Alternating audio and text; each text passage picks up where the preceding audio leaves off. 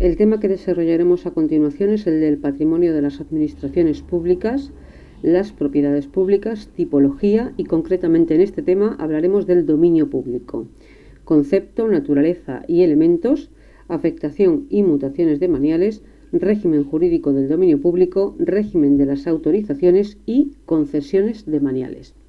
Para comenzar el tema, dado que vamos a hablar del dominio público, lo primero es referirnos a la Constitución, artículo 132, donde se nos dice que la ley regulará el régimen jurídico de los bienes de dominio público y de los comunales, que recordamos que solo pueden ser de titularidad local, inspirándose en los principios de inalienabilidad, imprescriptibilidad e inembargabilidad, y además regulará su desafectación.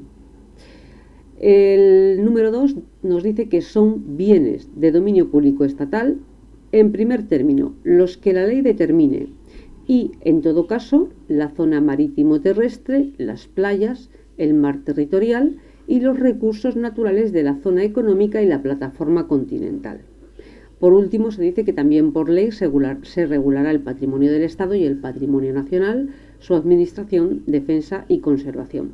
Dado que este artículo hace referencia a una ley que es la Ley de Patrimonio del Estado, nos vamos directamente a la Ley de Patrimonio del Estado para ver el concepto, tal como dice aquí, el concepto de las propiedades públicas, primero la tipología y después dentro de la tipología, dado que hay dominio público y patrimonio privado, hablaremos del dominio público. Patrimonio de las administraciones públicas, artículo 3, concepto. El patrimonio, de momento no estamos distinguiendo entre dominio público y patrimoniales. Solo patrimonio de las administraciones públicas es el conjunto de sus bienes y derechos, cualquiera que sea su naturaleza o título de adquisición, no entendiéndose incluidos el dinero, los valores, los créditos y los demás recursos financieros de la hacienda pública. ¿Cómo se clasifican? En función del régimen jurídico. Pueden ser de dominio público o patrimoniales. Vamos a ver los bienes demaniales, que son los de este tema. Son bienes y derechos de dominio público los que, siendo de titularidad pública, están afectos al uso general o a un servicio público, así como aquellos a los que la ley otorgue expresamente tal carácter. De hecho, son bienes de dominio público estatal porque así lo determina en todo caso la Constitución, el artículo 132.2, como ya lo hemos visto, las playas, la zona marítimo-terrestre, el mar territorial, los recursos naturales de la zona económica y la plataforma continental. Una vez vista la clasificación y la definición de los bienes de dominio público, vamos a hablar de algo del régimen jurídico del dominio público, interesante por las facultades y prerrogativas que ostenta la Administración para la defensa del patrimonio público. Contamos con las siguientes facultades y prerrogativas. Artículo 41. De un lado, la facultad de investigación y de otro lado, la potestad de deslinde, la potestad de recuperación de oficio y la potestad de desahucio en vía administrativa. Vamos a ver en primer lugar el artículo 45, facultad de investigación. Es la facultad de investigar la situación de los bienes o derechos que presumiblemente formen parte del patrimonio público a fin de determinar la titularidad de modo cierto. Vamos ahora sí, potestad. Esto es una potestad, lo anterior era una facultad. Recordad que la potestad nace directamente del ordenamiento jurídico y debe ser atribuida expresamente por ley. Supone una posición de privilegio en la relación jurídica. Así pues, la potestad de deslinde se dice que podrán deslindar los bienes inmuebles de su patrimonio de otros pertenecientes a terceros cuando los límites entre ellos sean imprecisos o existan indicios de usurpación. Una vez iniciado el procedimiento administrativo de deslinde y mientras dure su tramitación, no podrá instarse procedimiento judicial con igual pretensión. Es decir, el tercero que no tenga condición de administración pública o aún teniéndola, no puede ejercitar tercerías. A partir de aquí pasamos al artículo 55 para ver la potestad de recuperación posesoria.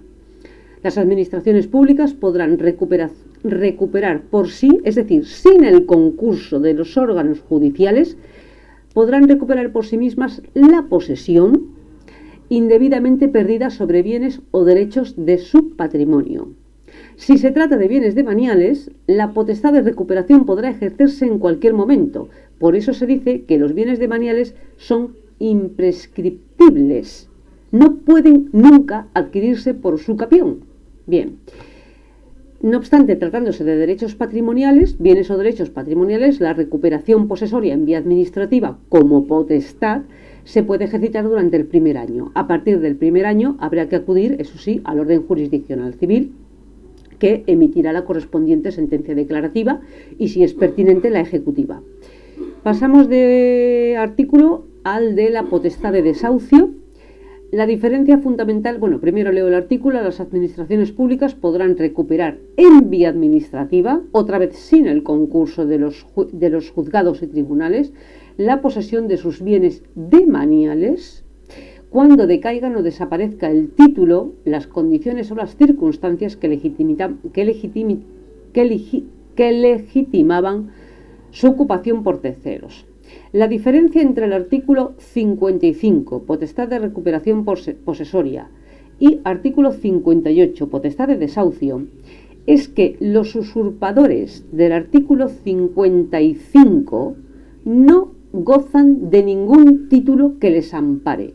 Sencillamente se trata de una ocupación indebida y, por ende, como se trata de bienes demaniales, la administración puede recuperarlos en cualquier momento en vía administrativa, ya que son imprescriptibles, no se pueden adquirir por usucapión. Mientras que en la figura del desahucio administrativo sí existía un título que legitimaba la ocupación, pero el título ha decaído, ha desaparecido, o bien la administración pública puede revocarlo unilateralmente en determinadas condiciones. La afectación artículo 65 es la vinculación de los bienes y derechos a un uso general o a un servicio público y, por ende, se integran en el dominio público. Este bien podía ser previamente patrimonial o podía ser previamente demanial, pero desde el momento en que se vincula al uso general o a un servicio público, pasa a integrar el dominio público y tiene el carácter de demanial. La forma de la afectación puede ser mediante una norma legal que así expresamente lo determine o en virtud de un acto expreso por órgano competente que indique cuál es el bien o derecho que se va a afectar, el fin al que se va a destinar, la circunstancia de quedar aquel integrado en el dominio público y el órgano al que correspondan el ejercicio de las competencias demaniales, incluidas las relativas a su administración, defensa y conservación. La defensa son las potestades y facultades que hemos visto anteriormente de investigación, deslinde, desahucio, recuperación posesoria. Sin perjuicio de lo señalado en el apartado anterior y lo dispuesto en el artículo 73, surtirá los mismos efectos de la afectación expresa. Primero, la utilización pública y notoria y continuada por la Administración General del Estado o sus organismos públicos de determinados bienes o derechos.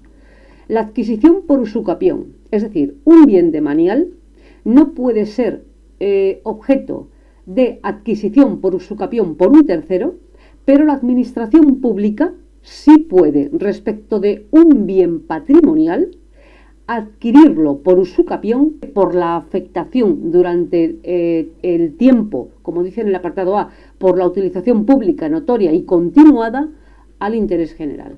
También los bienes que son objeto de expropiación forzosa, una vez dictada el acta de ocupación, adquieren inmediatamente el carácter de demaniales, ya se inscriben en el registro de la propiedad con el carácter de demaniales. Desde este artículo pasamos al de desafectación. Bueno, pues es el proceso inverso. Los bienes y derechos demaniales perderán esta condición adquiriéndola de patrimoniales en los casos en los que se produzca su desafectación por dejar de estar destinados al uso general o al servicio público. Esto tiene que hacerse bien porque esté previsto en una ley o de forma expresa por un acto administrativo mediante un procedimiento que se tramitará de acuerdo a los artículos siguientes, pero de forma expresa. Veamos las mutaciones de manuales, artículo 71. Es el acto en virtud del cual se efectúa simultáneamente una desafectación de un bien o derecho del patrimonio del Estado y una afectación a otro uso general también de la Administración General del Estado o de los organismos públicos vinculados a ella. Esto también requiere declaración y procedimiento expreso, salvo que se trate de una reestructuración orgánica, en cuyo caso habrá que remitirse al articulado que nos habla de la figura de la reestructuración orgánica. Por último, antes de terminar con la afectación, la desafectación y la mutación, me gustaría simplemente nombrar la ascripción, que es aquella que se produce sobre bienes y derechos patrimoniales, los que el Estado decide que va a ascribirlos a un organismo público dependiente para su vinculación directa a un servicio de su competencia o para el cumplimiento de sus fines propios, lo que conlleva implícitamente la afectación al dominio público. Régimen jurídico del dominio público, para eso nos vamos al artículo 84 y siguientes. Vamos a ver dónde está esto en el esquema. Lo tenemos aquí, 84. Necesidad del título habilitante. Nadie puede, sin título que le autorice, ocupar bienes de dominio público o utilizarlos en forma que exceda del derecho de uso que corresponde a todos y de acuerdo con la naturaleza propia del bien de manial. Se dice en el 3 que las concesiones y autorizaciones sobre el dominio público se regirán en primer término por la legislación especial y en su defecto por la ley de patrimonio. Veamos los tipos de usos que caben respecto del dominio público. Uso común, aquel que corresponde por igual a todos los ciudadanos o interesados y no impide el de los demás interesados o el de los demás ciudadanos. Tenemos el aprovechamiento especial, que es aquel que, sin impedir el uso común, supone una intensidad en el uso por parte de un sujeto concreto, y por último el uso privativo, que es exclusivo y excluyente. Los títulos habilitantes, 86. Para el uso común, ninguno. Para el aprovechamiento especial, cuando se trate de instalaciones desmontables y por menos de 4 años, autorización. Cuando se trate de uso privativo y conlleve ocupación con obras fijas o con obras desmontables, pero por plazo superior a 4 años, concesión. Ahora sí pasamos ya directamente al régimen de las autorizaciones y las concesiones administrativas. La autorización administrativa, artículo 92, se dice que las autorizaciones se otorgan directamente, en principio, a los peticionarios que reúnan las condiciones requeridas, salvo que estuviera limitado su número, en cuyo caso entra en el régimen de concurrencia y si ello no fuera procedente se realizará mediante sorteo. Se dice que no serán transmisibles las autorizaciones para cuyo otorgamiento se tuvieron en cuenta circunstancias personales del autorizado. Esto cae de su peso. 3. Habrán de otorgarse por tiempo determinado. Las autorizaciones, incluidas las prórrogas, no podrán superar el plazo de 4 años. Podrán ser revocadas unilateralmente en cualquier momento cuando existan razones de interés público. Podrán ser gratuitas o estar sujetas a tasa. Y por último, podrá exigirse al solicitante una garantía para responder de la reposición o de la reparación o de los daños que pudiera causar el uso de ese dominio público. Por último, la autorización requiere un acuerdo expreso de autorización que contendrá pues desde el régimen de uso hasta el régimen económico, la garantía, los titulares, el fin, la reserva, el bien del que se trata o las causas de extinción. El artículo 93 nos habla de las concesiones demaniales y se dice que se efectuarán en régimen de concurrencia. Aquí sí que hay siempre régimen de concurrencia. Siempre, no siempre. Cabe otorgamiento directo. Se dice con carácter excepcional y debidamente justificado, por lo cual se entiende que debe ser un sistema residual. Por eso yo he dicho que el régimen de otorgamiento de las concesiones demaniales es de concurrencia, porque el de otorgamiento directo debería ser residual. Cualquiera que haya sido el procedimiento seguido para su adjudicación, se formalizará en documento público que constituye título suficiente para inscribir en el registro de la propiedad. El plazo, incluidas las prórrogas, será máximo de 75 años. Podrán ser gratuitas o estar sujetas a tasa.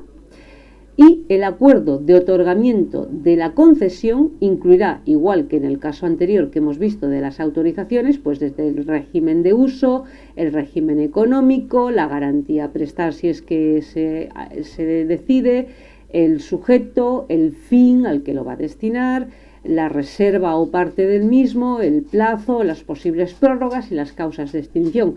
Y con ello concluimos el tema del patrimonio de las administraciones públicas, siendo este el primero de ellos y por lo tanto dedicado a los bienes demaniales.